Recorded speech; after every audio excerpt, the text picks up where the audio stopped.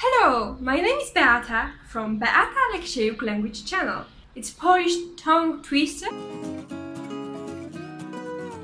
25.5 hours long. Something that has duration of 25.5 hours. And this word is masculine.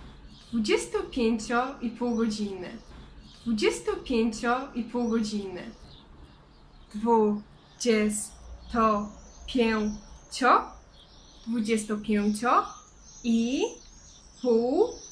godzinny. 25,5 godzinny. 25,5 godzinny. 25 hour and half long. 25,5 godzinny. 25,5 godzinny.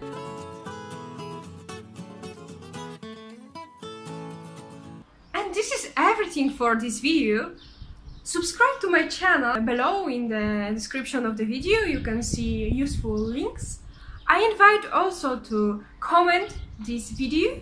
Tell me a little bit about the difficult tongue twisters in your language. And I hope after watching this video you can repeat the sentence. See you in the next class.